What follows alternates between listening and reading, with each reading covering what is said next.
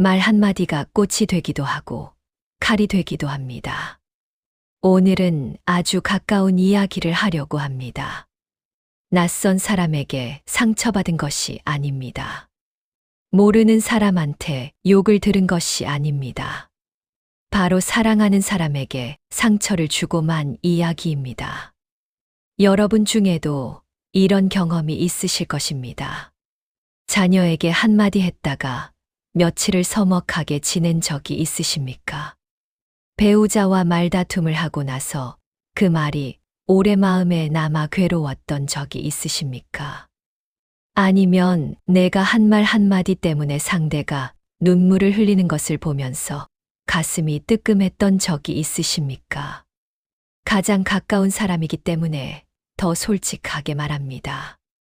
가장 가까운 사람이기 때문에 더 쉽게 말을 내뱉습니다. 그런데 그 솔직함이, 그 편안함이 때로는 가장 깊은 상처가 됩니다. 왜 우리는 사랑하는 사람에게 상처를 줄까요? 그것이 오늘 함께 생각해 볼 물음입니다. 부처님께서는 이런 말씀을 남기셨습니다. 원한은 원한으로 사라지지 않고 오직 자비로만 원한이 사라진다. 이것은 변하지 않는 진리입니다. 이 말씀은 상처를 받은 사람에게 하는 말씀이 아닙니다. 상처를 주는 사람에게, 즉 우리 자신에게 하는 말씀입니다. 내가 화가 났을 때, 내가 억울할 때, 내가 서운할 때, 그 감정으로 상대에게 말을 던지면 그 말은 반드시 원한을 낳는다는 것입니다. 그리고 그 원한은 더 큰 상처로 돌아옵니다. 그 악순환에서 벗어나는 방법이 자비입니다. 그런데 자비가 무엇인지 오늘은 좀 더 구체적으로 들여다보겠습니다. 자비는 무조건 참는 것이 아닙니다. 자비는 상대가 원하는 것을 다 들어주는 것도 아닙니다. 자비는 내가 말을 하기 전에 잠깐 멈추는 것입니다. 이 말이 상대에게 어떻게 닿을까를 한번 생각해 보는 것입니다. 부처님께서는 사람이 하는 말을 5가지로 나누셨습니다. 경우에 맞는 말과 맞지 않는 말, 사실에 맞는 말과 맞지 않는 말, 상냥한 말과 거친 말, 유익한 말과 해로운 말, 자애로운 말과 증오의 말. 이 5가지 기준으로 우리가 하는 말을 한번 들여다보면 우리가 얼마나 자주 경우에 맞지 않는 말을, 상냥하지 않은 말을, 해로운 말을 하고 있는지 보이기 시작합니다. 그것도 가장 사랑하는 사람에게. 그 이유가 무엇일까요? 3가지가 있습니다. 첫 번째 이유는 친밀함의 함정입니다. 가까울수록 조심하지 않습니다. 낯선 사람에게는 말을 골라서 하면서 가족에게는 생각 없이 툭 내뱉습니다. 음식을 먹을 때 뜨거운 밥그릇에는 조심조심 손을 대면서 자주 쓰는 그릇은 무심코 집다가 깨뜨리는 것과 같습니다. 익숙함이 조심성을 없앱니다. 그리고 그 조심성의 빈자리에 상처가 들어옵니다. 2번째 이유는 감정이 앞서는 것입니다. 부처님께서는 마음이 중요하다고 하셨습니다. 모든 것은 마음에서 비롯된다고 하셨습니다. 마음이 화가 나 있으면 입에서 나오는 말도 화가 납니다. 마음이 억울해하고 있으면 말도 억울함을 담아 날아갑니다. 그 말이 상대에게 닿을 때는 상대는 나의 억울함을 듣는 것이 아니라 나의 날카로움을 먼저 느낍니다. 부처님께서는 분노는 자신을 해치고 다른 사람도 해친다고 하셨습니다. 분노를 버리면 모든 이에게 평화를 가져온다고 하셨습니다. 분노가 올라왔을 때 그 분노를 그대로 말로 쏟아내면 그것은 사랑하는 사람의 가슴에 불씨를 던지는 것입니다. 3번째 이유는 내 말이 상대에게 어떻게 닿는지를 모르는 것입니다. 우리는 내가 한 말의 의도를 압니다. 그런데 상대는 내 의도가 아니라 내 말의 온도를 느낍니다. 내가 걱정이 돼서 한 말이 상대에게는 잔소리로 들립니다. 내가 솔직하게 한 말이 상대에게는 무시로 들립니다. 내가 도움이 되려고 한 말이 상대에게는 비난으로 들립니다. 의도와 효과는 다릅니다. 좋은 의도가 반드시 좋은 결과를 낳지 않습니다. 부처님께서는 입의 행을 맑게 하는 것이 중요하다고 하셨습니다. 거짓말을 하지 않고, 욕설을 하지 않고, 이간질을 하지 않고, 필요 없는 말을 하지 않는 것. 이것이 입의 행을 맑게 하는 것입니다. 그런데 이 가르침에서 주목할 것이 있습니다. 필요 없는 말을 하지 않는 것. 우리가 사랑하는 사람에게 상처를 주는 말의 대부분은 사실 필요 없는 말들입니다. 한 번 더 말하지 않아도 되는 말. 이미 말했는데 또 하는 말. 내 기분을 풀기 위해 하는 말. 상대를 바꾸려고 하는 말. 이런 말들이 관계를 조금씩 갉아먹습니다. 그렇다면 어떻게 해야 할까요? 부처님께서는 이런 비유를 드셨습니다. 사람의 마음을 대지와 같이 넓게, 하늘과 같이 끝없게, 강과 같이 깊게 키워야 한다고 하셨습니다. 마치 잘 다듬어진 부드러운 가죽처럼 상대가 어떤 말을 해도 그것에 휩쓸리지 않을 만큼 마음이 넉넉해야 한다는 것입니다. 이것은 무감각해지라는 것이 아닙니다. 반응하기 전에 한 박자 쉬라는 것입니다. 여러분, 생각해 보십시오. 우리가 사랑하는 사람에게 상처를 준 순간들을 떠올려 보면 대부분 그 말이 나오기 전에 1초의 틈이 있었습니다. 그 1초에 아무것도 하지 않았기 때문에 그 말이 나온 것입니다. 만약 그 1초의 숨을 한 번 쉬었다면 말이 달라졌을 것입니다. 만약 그 1초에 이 말이 상대에게 어떻게 닿을까라고 한 번 생각했다면 말이 달라졌을 것입니다. 수행은 절에서만 하는 것이 아닙니다. 사랑하는 사람과 이야기를 나누는 그 순간순간이 다 수행입니다. 말을 내뱉기 전에 한 박자 멈추는 것, 그것이 일상 속의 수행입니다. 또 한 가지 중요한 것이 있습니다. 우리는 종종 말을 안 했는데 왜 몰라 하고 서운해합니다. 말을 안 해도 알아줘야 한다고 생각합니다. 그런데 그것이 오히려 상대에게 또 다른 부담이 됩니다. 말하지 않은 것을 알아채야 한다는 부담.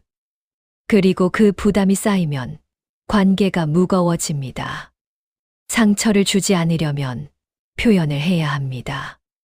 그런데 어떻게 표현하느냐가 중요합니다. 당신이 잘못했어가 아니라 나는 그때 이런 마음이었어로. 왜 그랬어가 아니라 나는 이렇게 느꼈어로. 비난이 아니라 내 마음을 전하는 것입니다. 이것을 불교적으로 표현하면 자애로운 말입니다. 자애로운 말은 부드러운 척하는 말이 아닙니다. 상대방의 마음의 분노나 증오를 일으키지 않는 말입니다. 상대가 내 말을 받아들일 수 있게 내 마음을 담아 전하는 말입니다. 그리고 마지막으로 이것이 가장 중요합니다. 상처는 한 번의 큰 말에서만 오지 않습니다. 매일 조금씩 작은 말들이 쌓여 상처가 됩니다. 그것도 못해? 왜 항상 그래? 내가 뭐라고 했잖아. 이런 말들이 하루에 한 번씩만 쌓여도 1년이면 365개의 작은 상처가 됩니다. 그 365개의 작은 상처가 관계를 흐리게 합니다. 반대로 매일 조금씩 작은 따뜻한 말들이 쌓이면 어떨까요? 고마워. 잘했어. 수고했어. 내가 있어서 좋아. 이 말들이 하루에 한 번씩만 쌓여도 1년이면 365개의 작은 다리가 생깁니다. 그 다리 위로 두 사람이 서로에게 걸어갑니다. 부처님께서는 상냥한 말은 유익한 말이 된다고 하셨습니다. 그리고 그 말은 결국 그것을 하는 사람의 마음도 맑게 합니다. 사랑하는 사람에게 상처를 주지 않는 방법은 멀리 있지 않습니다. 말하기 전에 한 박자 멈추는 것. 내 감정이 아닌 내 마음을 전하는 것. 매일 작은 따뜻한 말을 하나씩 쌓아가는 것. 이것이 오늘의 가르침입니다. 사랑은 마음에만 있는 것이 아닙니다. 사랑은 말로 표현될 때 비로소 상대에게 닿습니다. 그리고 그 말이 따뜻할 때 그 사랑도 따뜻하게 닿습니다. 이제 2부로 넘어가겠습니다. 2부는 3분 명상입니다. 지금 이 자리에서 편안하게 자리를 잡아 주십시오. 허리를 너무 꼿꼿하게 세울 필요는 없습니다. 불편하지 않을 만큼만 반듯하게. 어깨에 힘을 빼주십시오. 손은 무릎 위에 가볍게 올려주십시오. 눈은 살며시 감으셔도 좋고 아래를 향해 반쯤 내리뜨셔도 좋습니다. 먼저 숨을 한 번 깊게 들이쉬십시오. 그리고 천천히 내쉬십시오. 또 한 번 깊게 들이쉬십시오. 그리고 천천히 내쉬십시오. 들이쉴 때는 맑은 공기가 내 몸 안으로 들어온다고 느끼십시오. 내쉴 때는 오늘 하루 내 안에 쌓인 긴장이 함께 빠져나간다고 느끼십시오. 자, 이제 눈앞에 사랑하는 사람의 얼굴을 떠올려 봅니다. 자녀의 얼굴이어도 좋고, 배우자의 얼굴이어도 좋고, 오랜 친구의 얼굴이어도 좋습니다. 그 얼굴을 조용히 바라봅니다. 그 사람이 나에게 왔을 때를 떠올립니다. 처음 그 사람을 알게 되었을 때, 그 사람이 내 곁에 있다는 것이 따뜻하게 느껴졌던 그 순간을, 그 마음을 지금 다시 느껴봅니다. 숨을 들이쉬면서 그 사람이 내 삶에 있다는 것에 감사합니다. 숨을 내쉬면서 혹시 내가 그 사람에게 상처를 준 말이 있었다면 그것을 조용히 인정합니다. 자책하는 것이 아닙니다. 다만 알아차리는 것입니다. 그리고 마음속으로 조용히 말해봅니다. 미안하다. 말로 하지 않아도 됩니다. 마음으로만 해도 됩니다. 그 미안하다는 말이 내 가슴에서 출발했어. 그 사람의 가슴에 닿는다고 상상해 봅니다. 따뜻한 빛처럼. 숨을 한 번 더 깊게 들이쉬십시오. 그리고 천천히 내쉬십시오. 이제 그 사람에게 따뜻한 말 한마디를 건네봅니다. 소리를 내지 않아도 됩니다. 마음속으로만 해도 됩니다. 잘 지내고 있지? 고마워. 내가 있어서 좋아. 어떤 말이든 좋습니다. 그 사람에게 가장 하고 싶은 말을 마음속으로 조용히 건네봅니다. 숨을 들이쉬면서 내 마음의 따뜻함을 느낍니다. 숨을 내쉬면서 그 따뜻함이 그 사람에게 전해진다고 느낍니다. 이제 천천히 내 주변으로 의식을 가져옵니다. 손가락을 살며시 움직여 보십시오. 발가락도 천천히 움직여 봅니다. 눈을 천천히 뜨십시오. 이제 마지막 3분은 생활 수행 미션입니다. 오늘의 생활 수행 미션은 오늘 사랑하는 사람에게 말을 하기 전에 딱 한 번만 숨을 쉬고 말하는 것입니다.